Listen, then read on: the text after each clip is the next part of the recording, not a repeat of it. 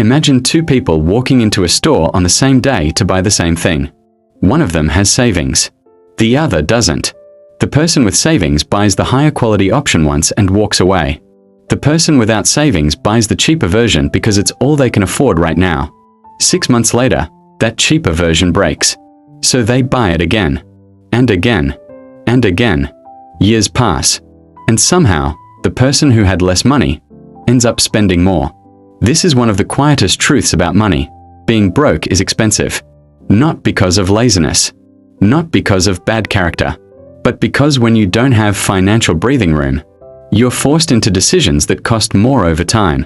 When money is tight, life becomes reactive instead of planned. You don't think about what will last 5 years. You think about what will get you through this week.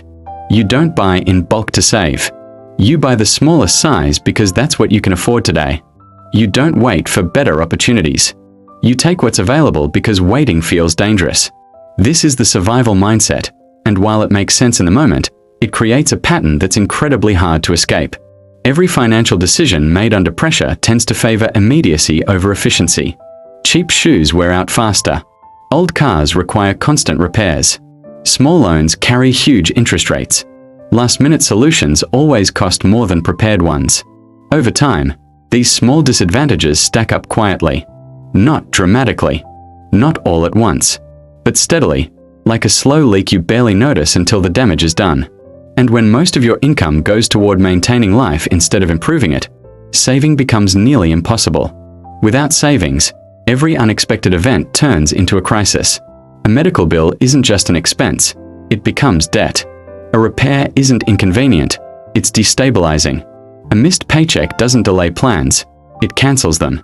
So instead of building wealth, you spend your energy protecting yourself from falling behind. You're always catching up, rarely getting ahead. Meanwhile, people with financial cushions experience money very differently. They can wait. They can compare. They can invest in quality. They can avoid fees, avoid panic, avoid rush decisions. Money, in that sense, doesn't just buy things. It buys time. It buys options. It buys the ability to think long-term.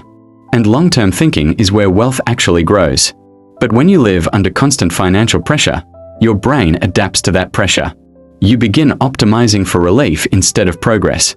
You choose convenience because you're exhausted. You postpone planning because there's no space to plan.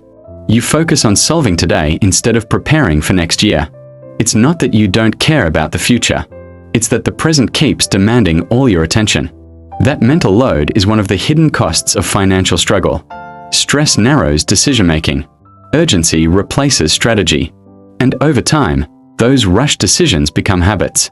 Habits that feel normal, but quietly drain momentum. This is why simply earning more money doesn't automatically fix the problem. If the structure doesn't change, the pattern repeats at a higher income level. Expenses expand. Obligations grow. And without intentional control, even larger paychecks disappear just as quickly. Breaking this cycle rarely starts with a dramatic financial breakthrough. It starts with something much less exciting. Stability. Small, intentional choices that reduce pressure instead of increasing it. Choosing durability over appearance. Choosing fewer things, but better ones. Choosing to create tiny margins instead of living at the edge. At first, these changes feel insignificant. Saving a small amount doesn't feel like progress. Avoiding one unnecessary expense doesn't feel life-changing. Planning ahead doesn't feel powerful. But these actions do something important. They create breathing room. And breathing room changes behavior. When you're not constantly reacting, you start thinking more clearly. When decisions aren't rushed, they become better.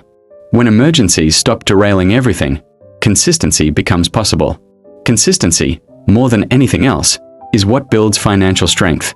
Not luck. Not brilliance. Not perfect timing. Just repeated, steady choices that move you slightly further from survival mode. Over time, those small margins grow. Savings become a buffer. The buffer becomes confidence. Confidence allows patience. Patience allows investment. And investment allows compounding. Compounding isn't just something that happens to money. It happens to behavior. Good decisions stack just like bad ones do. The difference is that one direction creates stress, while the other slowly builds freedom.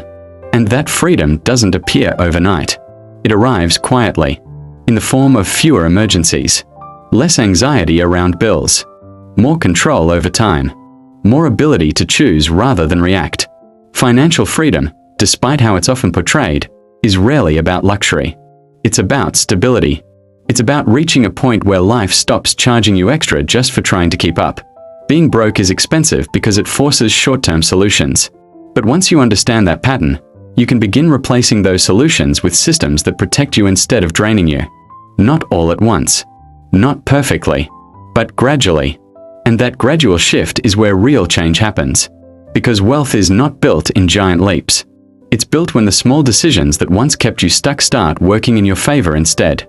That's when survival turns into progress. And progress, given enough time, becomes freedom.